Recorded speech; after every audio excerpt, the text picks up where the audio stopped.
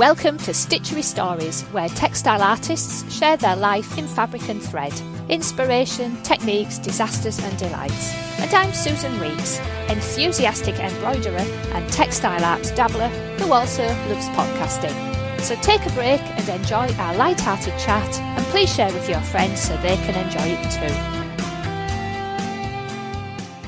Hiya! Before we meet this week's fabulous guest, I just wanted to pop in with a quick update for you. Did you know that Stitchery Stories is on Instagram? If you do follow me over on Instagram, then you'll be able to see some extra stuff that's going to start happening in early 2021. So I'm going to launch a series of Instagram Lives where I will chat with artists and creative business owners about business and marketing challenges and successes, and I'm calling it Stitchery BizWiz Stories. So keep your eye out for that. I'll be sharing a lot more about it as the ideas come into fruition. But the basis of it is that we can all learn and share some practical tips and experiences about, what's working with marketing your arts-based business at the moment. What have you learned? What are the highlights? What are the successes? Share and learn. We can sprinkle some online magic around and grow our BizWiz superpowers. So you can follow the hashtag #StitcheryStories or find me at StitcheryStories_podcast. Okie dokie. And with that, let's get in meeting our absolutely fabulous guest. Hello and welcome today to our lovely guest, Kris Campbell. Hi, Kris. Hi, Sue. It's absolutely brilliant speaking to you today, Kris. And yeah, I'm sure everyone will find this really, really interesting. Different take on textile art, I guess, is what we're going to come up with, isn't it, Kris? I think so, yeah. Yeah. That's my goal, yeah. Yeah. So I've got a interestingly brief bio here from Kris. So she's put 3 words on her website, which I really like, which is colour, surface, soul. So I love those. I like 3 words to describe things. Anyway, so this is not your grandmother's needlework. This is large-scale, translucent tapestry made with craft yarn on an open weave that's as big as trees. This is Kris Campbell art. There, that's it. I thought that was just a brilliant way to start. Right. And so basically, Kris, obviously, if you want to go and find out more about Kris, then all of her links will be on her episode on Stitchery Stories. She's got a website and Instagram and Facebook. So all the links and some examples of her work will be on the Stitchery Stories episode. Right, that's the links and all that sorted out. Right then, Kris, so before we dig down too far into your Stitchery story today, would you like to share with us what you're working on and what's got you excited? Right now, I am doing a series that came out of going into quarantine. Right. When I was working on a series of large flowers that were basically body-sized. And when we hit the COVID hit, I realized no one was ever going to see them because the intention was to see them inside. Yeah. And I thought if art was going to be seen outside for a long time, art needs to be seen where you're safe. And I was always going to be worried of where other people are. I still haven't gone to a museum. So this was back in March for us in the States. Yeah, same for us here. Okay, yeah. So I was like, I just took it on the challenge of what it would look like if I took what I did and went outside and spent a lot of time outside looking at trees and going, can I go that big? What would it take to go that big? Oh, crikey. Because the other part is we were in quarantine, we couldn't go shopping. Yeah. Do I have the materials to go to try and do this? And it was amazing how once I said yes to that, all the pieces came. Everything I needed came when I needed it to come. Wow. Yeah. Right. So there's loads of things here. Right. Let's explain first of all what it is that you create. In general, I do cross stitch and I use one stitch, but I do cross stitch with, right now it's all craft yarn, so it's really thick yarn. Yeah. And I do it on construction debris netting, which is plastic. And it's meant to, you put on the outside of a building when they're doing construction to catch all the stuff so it doesn't fall on people. Ah, right. That stuff. Right. Yeah. It's like, it's meant to take a beating. Yes. So I knew I could really push it, and I'm not a very careful person, so it's a material that I could try a lot of errors and it bounces right back. Right. Yeah. Yeah, and my husband is in construction, so I have access to it. Ah, right, because that was going to be another thing. Where on earth do you get all of that from, and where do you put it all? And my mind immediately goes hurtling off on 1,001 logistics of all the questions about it. Right, so the size of the holes then, what is the size of the holes and the cross threads, as it were? What size is a cross stitch when you do it on your netting? I think it's about a 1/2 inch, so about 1 centimeter. Right, okay. Yeah, so that's each hole. So then I do every other one. Yeah. So then each stitch is about 2 centimeters wide. Right, okay. And what sort of size, therefore, are your finished pieces? This series is all 11 feet square. 11 feet. So I don't have to do the metrics. It's over 2 meters, right? Yeah. Well, it's a lot more than that, isn't it? Got 6 foot to it. 2 feet, yes. Yeah. 4 meters. It's kind of nearly 4 meters. Thank you. Thank you. I'm Wow. nervous to the math. Yeah. That is monstrous cross stitch. Crikey. Yeah, and so the studio I'm in is 1 foot wider than my pieces. So it fits exactly, like it all came together. You have to like limbo around the edge. Yes. Oh dear, I'm off with my questions again. What about the height? Do you wobble around on ladders, or do you have it on a big roller, or what do you do there? I have it on a roller. So like weaving. So weaving, you roll. Yeah. So I don't know the technical terms for weaving, but where you roll it so that you just work on 2 feet at a time. Yeah, so yeah. Feet, and then I have to move it up or down to get to a different section. Right, yeah. So it's exactly as the same as we would do with the wooden kind of stretch frames that, we would typically put something like tapestry or needlepoint or something on and then kind of roll it along. Brilliant. Right. So I don't see it until it's hung in location. Yes. Now, who else was saying about that? Jenny Dutton, who was on a few weeks ago, she was saying that because she deliberately worked on a small area so that her brain didn't confuse herself. Well, this is supposed to be a nose, or because she worked at a large scale as well. That was a point that she made, that until it's actually kind of done, she hasn't actually seen it all. So you'll be exactly the same then. Yes. Yeah. Yeah, which brings another load of complication to it all as well, I'm sure. And it makes it exciting too. Yeah, exactly. And so what sort of subject matter do you like to work with, Kris? Flowers. And it's in my blood. I've fought with it for years not to do flowers because it's in my family are all in the flower bulb industry. So It has been every family gathering. We talk about the new tulip or the new hyacinths. And there was one thing when I became an adult, I never wanted to talk about flowers again. And here you are making massive artworks around them now. Yeah, unavoidable flowers. Well, you see, embroidery is very traditionally all about flowers, isn't it? And people say, flowers. But so here you are doing cross stitch of flowers, but on a massive scale with massive materials, which makes the whole thing quite rivetingly interesting, I think. Yeah, brilliant. Oh, thank you. Right. So you were excited about trying to do, let's call it, socially distanced embroidery, or socially distanced textile art. So how's that worked out? Slow. I'm trying to how did I succeed? I figured it out each step of the way. I have hung it from trees. Right now, if you go on my website, you'll see we hung one in a field. So that was a whole nother exploration and failure in how to, create something that can hang in the middle of a field. It's another construction job. Do you get your husband to come out and do the construction in bits? He totally built it. Fab. It's fun to work, having been a solitary artist for years. Yeah. To lean on other people and to say, this is my vision.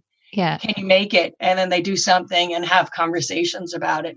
It's also that's a liberating part of this series is that letting go. And it worked. They're all, the one that stands in the middle of the field. My favorite part that I didn't expect was that when the wind blows, it moves very gently. Yeah. And I don't think I've ever seen tapestry move. Yeah. No, it's always stuck inside and it's not allowed to move, is it? Because we aren't allowed to touch it, and it's rigid. And Yeah. that's it. Yeah. So these are swaying gently in the wind, as it were. Yeah. And of course, they'll be rainproof as well, I suppose. It's part of the challenge. Yeah. Yeah, we're gonna. I know.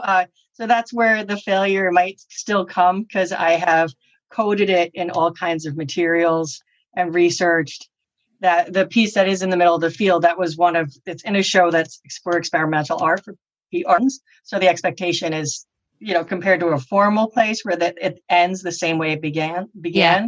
This one, a lot of times the art doesn't make it the whole 2 months. And that's we're going to see in the middle of the summer heat, and then we're getting into the more stronger wind weather, and I'll see how this piece holds up. I took a lot of pictures before I installed it. Right. I have a lot of pictures because I don't think it's going to last. Right. I need to know how it's not going to last. Yeah. Yeah. Again, that's a fascinating angle, because last week I was speaking to Philippa Turnbull, and obviously she's basing the kind of kits and the crewel work on some of these surviving 17th century crewel work embroideries done in wool and linen and that kind of thing. And so these things have been around for hundreds of years. And then you're like thinking, right, will this last 2 months? Because it's outside in a field blowing around. So I love that. Yeah. Yeah. But it's still like, at its heart, it's textile. Yeah, exactly. Which is, yeah. Right then, Kris. So that's what you're excited about. Now, you mentioned there about trying to avoid flowers because your whole family was involved in flowers. But what on earth got you interested in trying to do cross-stitch on construction netting? What was the path to that? There's got to be an interesting story in there, surely. Okay. It's a little bit long, but so I, like a lot of your guests, I became a mother, and I was doing fine art. I was doing oil painting on plexiglass, right? And I was cutting all the plexiglass, and it's cancerous. So I stopped because I was pregnant, and I didn't want the baby to have that problem. Yeah. And then once became a mom, it was really intense, and I dropped my studio practice. Mm-hmm.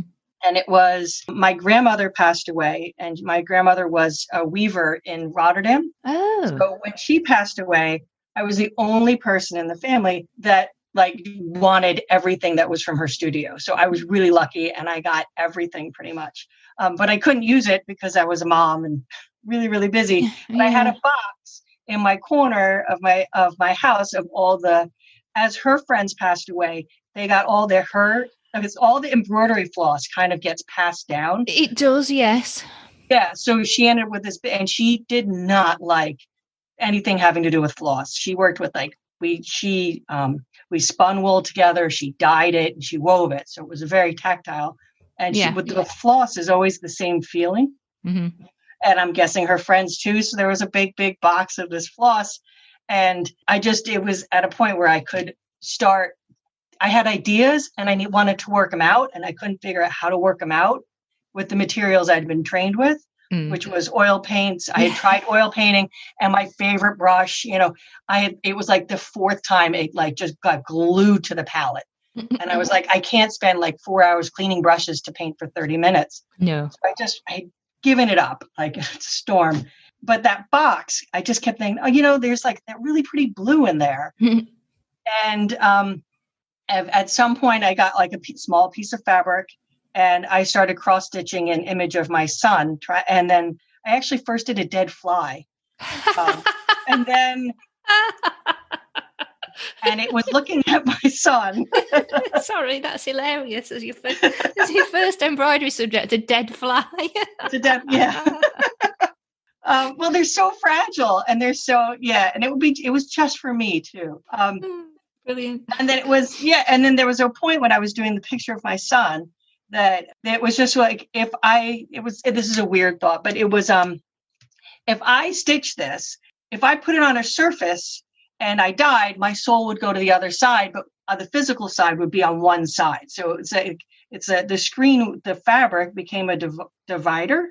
Right. And what if I thought of that screen as a divider of one side is my side, but what's on the other side? Is it the soul? Is it the spirit? Is it my grandparents? Is it, my ancestors? And I just kept thinking it. And then I ended up going on window screen because it's easily accessible. And I did a cross stitch on window screen, and it went from there. Ah, right. Hang on. I was just Yeah. going to say, so the window screen, that's the kind of like metal stuff that you have on your windows to keep all the flies and insects and things out. You have your window open. Yeah. So you right, stay on one side and the rest of the world is on the other. Yeah. So instead of fabric, that's what I would use. And then it just kept getting, bigger. You outgrew the door, then to a door screen, and then off you went onto your construction. Yes. Yeah.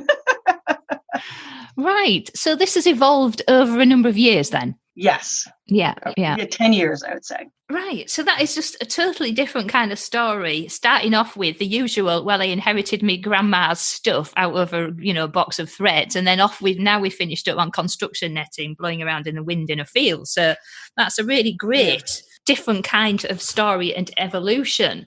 So then in terms of, inspirations, where'd you go from there? Starting off with a dead fly, and then your son, and then now onto flowers. So you've tried to avoid flowers, haven't you? Is there anything else that you find kind of inspiring other than flowers? Yeah. Well, what I love looking at is Byzantine painting, and I'm looking at other artists that have done flowers and appreciating them much more for what they are. Yeah. But my studios if I can get my hands on any kind of Byzantine painting book, that's those ones so if you think of in Constantinople, there were these huge domes and they had these huge faces and they were built out of mosaics. Yeah. All those images of all those people that they honored were all built out of these little blocks of ceramic. Yeah. And they were all, and then to put gold around it, I still makes my skin like, woo, like all of that. So that's very, very inspiring mosaics. Yeah, and then obviously they're made out of little squares and little pieces, and you're basically assembling an image out of squares, exactly the same, just a completely different material and a much larger scale. But I suppose it's still an image made out of squares in effect, isn't it? Yeah. And what I liked about you made the comment again somewhere on your site, or when we were talking, I can't remember which, but about the fact that the art is kind of designed to be looked at from a distance. So we're back to that socially distanced thing as well. So it's designed to be looked at from a distance, and then the closer you get, you get too close and it's disintegrated as an image. Now you're looking at blobs of colour. Yeah. And that's neat as it gets bigger to have that experience get more physically. I'm trying to think, like when you're in a gallery or a room, what the farthest you can get away from it is the other wall. Yeah. Out in nature, you can get really far away, but it's a challenge because it falls apart very quickly too. I mean, if you're on the other side of a field, it can look very, very tiny. Yeah. But that's where, so now the pieces being so big, you see it as people have been, their response to the work has been, I thought it was a photo until I was about 2 meters away. And then it fell apart. So it really is that close. And then and then it falls apart. And then I don't know what I'm looking at. And they're like, then I get close enough and I see what it is, which is the exact opposite of my experience because I work, very, very close to it. And it's only over time that I get to see it from really far away. And I find that as artists and as stitching too, you do that when you look at other stitchers. You first see what they did, but you go, how do they do that? And you go and peer at it. Yeah. Yeah. And then you look at each, how the knots are and the types of threads. So to me, it's that experience, but on a bigger scale. It's giving people a different, as you say, it's a different experience, is it? Totally for looking at art. So it's in a field and you've had it in other kind of trees and places. Is this something that you're going to continue on with now? Do you think you've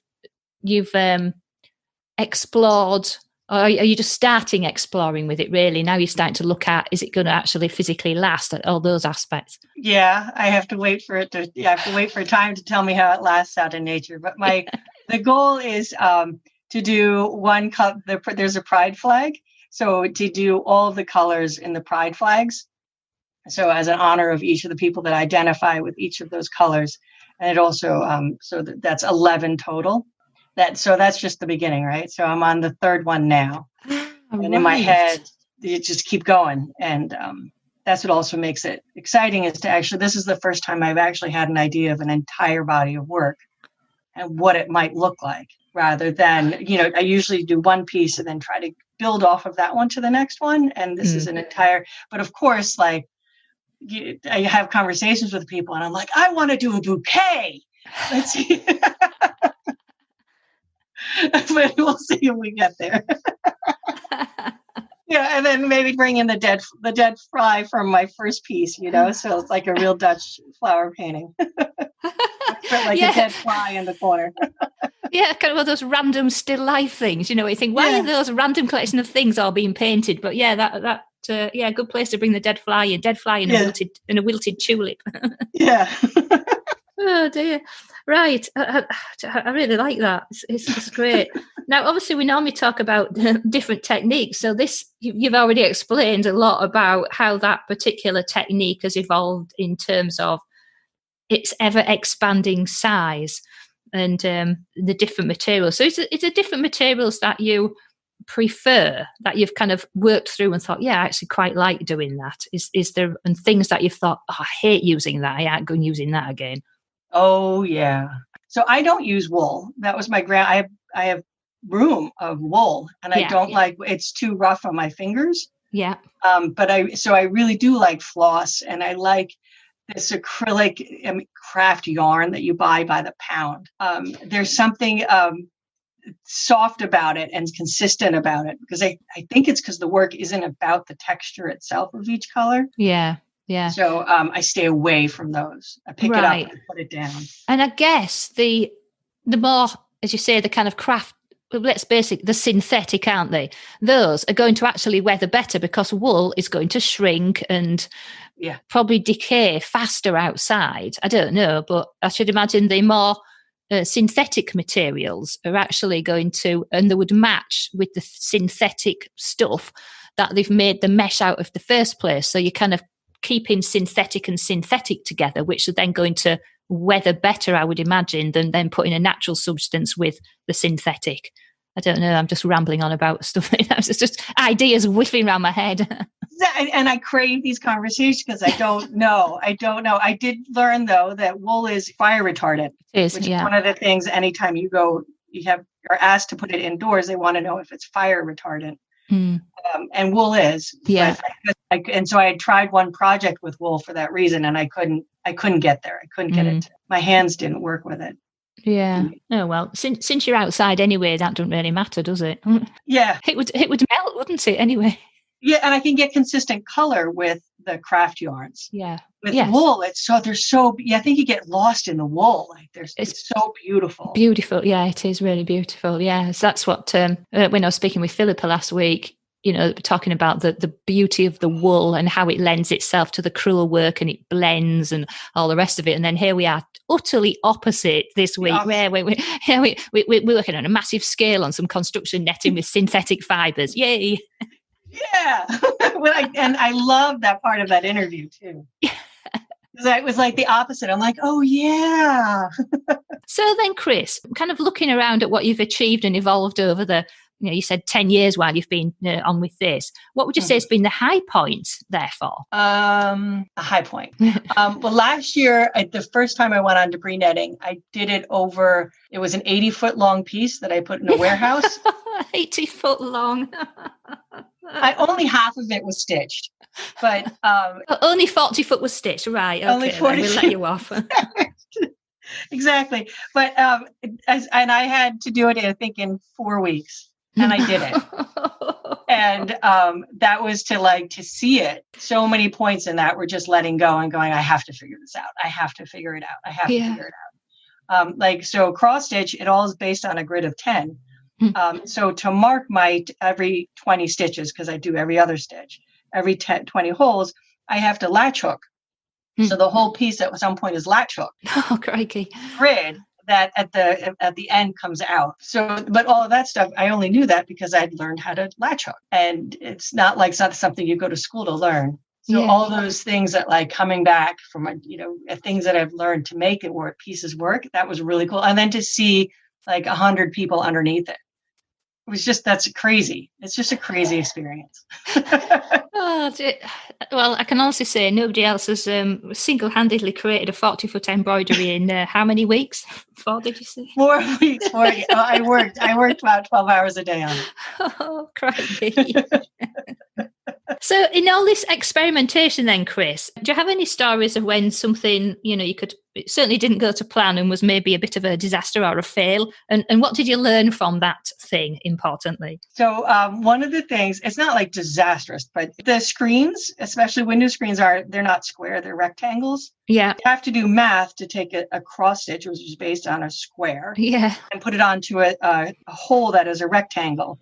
And I did my sister has a son and he's beautiful. And I was like, oh, I'm going to make this beautiful piece. She can hang it. And I did it. And I was like, something's wrong. And I never did the math to shrink it. So instead of the head he just looks like he's in a funhouse mirror. And like, I have to keep it. And I keep it there to remind myself, like, check your math. But that's this awful picture of my nephew. So he'll be twice as long as he is wide then, won't he? Yeah. Yeah, he's just totally stretched out. And it was done with so much love. And I was so sad because I kept thinking, I think it's wrong. And then when it was finally done, I'm like, it's really wrong. I'm like, oh. Did you show it to him? No. I mean, it's a hidden family secret, is it now? Yeah, it's in the studio where I'm just remember to measure. Oh. Love doesn't do it all. You really have to start. Oh, dear me. And I know lots of my guests and lots of listeners quite often have plenty of dreaded old unfinished objects, those UFOs lurking around. Especially, it seems to be quite prevalent in people who do traditional embroidery because it takes so long as well. So does the concept of an unfinished object apply to you with your screens and your netting and things that are 40 foot long? Before the pandemic, so last year I decided to try, we wanted to do these flowers, but they were going to be about 6 feet high. Right. And I just dropped that project, and they are literally laying around my house. Just rolls of it. I had started it, and Matt made the grid, and I had all these, and they're just, I think they're just going to be like the death that came with COVID, but I will not get rid of them. Right. They're just there. Yeah. So you didn't progress on with them. Is that because you thought, well, I won't be able to exhibit these? Is that why you lost in with it? Yeah. And I didn't think anyone would feel safe looking at them. That takes the fun out of work. Yeah. And really, I don't know if you're in the same situation as us here in the UK. So just kind of yesterday, the day before, I mean, this episode will be going out in weeks' time, but here we are towards the end of September when we're talking. And, there's more and more restrictions coming back in now, and size of groups, and things have been, we had a few months where things were starting to open up again. Everyone was just kind of getting used to how do we live with all of that. And now it's all like, oh, no, the infections are all going back up again. Let's kind of start to close things down again. So it's like, it's very frustrating, isn't it? I think so many people had thought, oh, well, after a few months, well, we might be able to open up again, and have tentatively tried. And then here we are again, back round in the circle. So, yeah, it's very disheartening, I think, especially for people, especially for artists who are wanting to exhibit and have created bodies of work. And, yeah, yours just happens to be larger, isn't it? To see art. I miss seeing art. That is one of the harder things, to not be experiencing that on a regular basis. Yeah. So, things are not, they're going to be shutting down very soon here. Yeah. So you must be following the same kind of curve again as well then. So, it's just so depressing for everybody. And I think particularly for artists and all the exhibitions that have been cancelled and the workshops and just everything. So you were saying there that some of those pieces you've been working like crazy for like 12 hours and all the rest of it. So how do you kind of manage your time when you're doing these pieces? Have you got other things that you need to kind of go and do, or just go and hide away in your studio? What's your focus there, Kris? I wish. I'm a mom. Oh, say no more then, yes. Right. And that's been one of the reasons these podcasts are great, because so many of the people you interview are also moms and have a studio practice, and, not stopping. but it's definitely different than if you get the chance to do a job. Yeah. So my studio's in my house. I took over one of the playrooms, and which is also really hard because right now it's right next to the hybrid learning classroom. Oh, yes. So I'm trying to adapt to that. I try as much as possible to do it, once the kids are at school, or to do the first thing I do when I have a choice in the day is to sit down for an hour. Right. Yeah. Work on the piece. So at least it gets a little bit further. So the next time I see it, there's a new area that I'm working on. Yeah. Yeah. And then we're getting down to, it was nice with COVID. So my husband was home. He had lost his job. So he took over the housework for those couple months. Ooh. Fantastic. It was amazing. So and that was the gift. I got to be more in the studio working. Yeah. That's over. He was working. So that's a blessing. Yeah. It's like a double-edged sword, isn't it? It's like, yay, I've got someone to do the housework. Ooh, he's not at work. Yeah. He's not at work. So it's adjusting again to trying to just choose, okay, first hour of the day is I do that. And then everything else, as all moms, there's days where you get done what you want to get done. And there's days where you realize really soon. You're just not going to get a start. Yeah. It's just not happening. But that's why textile art is so fantastic. And that's how I also started in it, was being able to pick it up and put it down. And the problem is exactly how you left it. Yeah. Yeah. And then there's a store here called Costco, and they sell pre-made food. So on the busy times, so I'll go on Sunday and I buy food for the whole week, and that's it. Yeah. So it's pre-made dinner. It's lunches come frozen, and we're just that's it. And usually the kids are kind of happy because that prefab food is usually pretty yummy. I know kids given a choice, they always pick things like that anyway, don't they? And I'll say to my son, "Oh, what do you fancy?" And I've done like days of really nice home cooking, and then, "Oh, can we have pizza and chips?" Oh, yes, because I've now got really bored of cooking. That sounds awful, but do you know what I mean? I go through phases of everything's all lovely and homemade and healthy and all the rest of it, and then it's just like, oh, do you know what? Yeah, let's just, I'll make a pizza. I still make it, but it's just like, yay. Yeah. And then he doesn't get broccoli, you see, either. So that's always a win. It's like all those kinds of foods are a gift, because then I can spend more time in my studio. Yes. So as we wind up today, I have to say, Kris, I forgot to set my timer, so I've no idea how long we've been going on. But anyway, as we come towards the end of our lovely conversation today, Kris, and normally people would be looking forward to future plans. I know at the moment it's very difficult, isn't it? But, what are you looking forward to, and what have you got in the works that you might want to share with us anyway? The work piece I'm working on, if you go to my website, you'll see I've done a big red tulip, and I did a big orange Gerber daisy. And right now I'm working on a succulent, and that's very fun to say as much as possible. Yeah. So a green succulent. And then after that's going to be a daffodil. So I'm also recognizing, like, it was August is really hot in New York. I couldn't work. I had to pick a cool color, because to be around orange in July, I was losing my mind. It's an awful lot of orange. So as the seasons change, I'm going to be doing the different colors, and I'm really excited to see what color in winter I naturally really crave to work with. Yeah, will it be the opposite? There, you think, oh, I'm cold. I want to get another bright orangey yellow or something. But you've done those, haven't you? So yeah. Yeah, but so maybe it's going to be a pink that I crave to see in the winter, and to get my hands on and to build with. So I'm kind of curious about that in my studio, how that works. So basically you're building a giant rainbow out of flowers. Yes. Lovely. And my goal would be at the end to have a big show of them. Oh.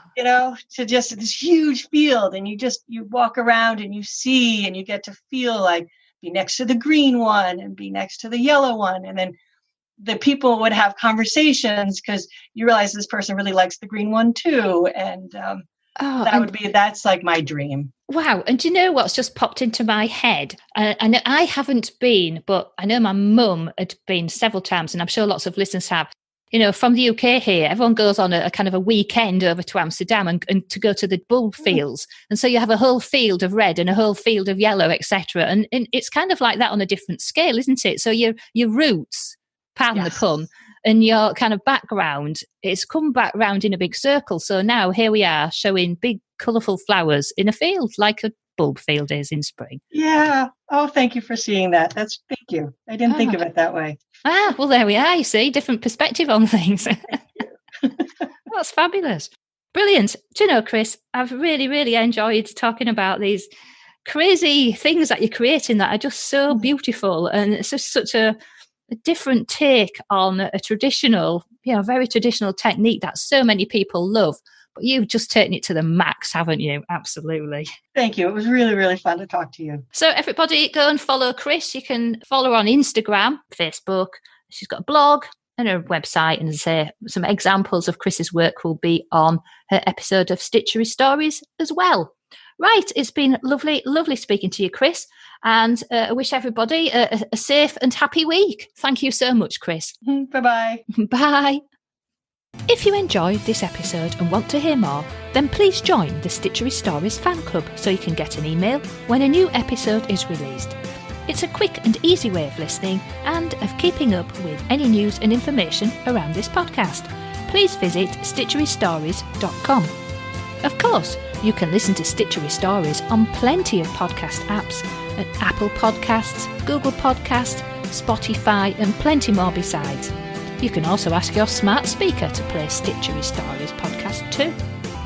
But wherever you listen, why not leave us a rating and a review to encourage other people to listen too? I very much appreciate you taking the time to do that for me. So that is the end of our Stitchery story for today. Keep stitching, keep smiling, and keep creating your very own Stitchery stories.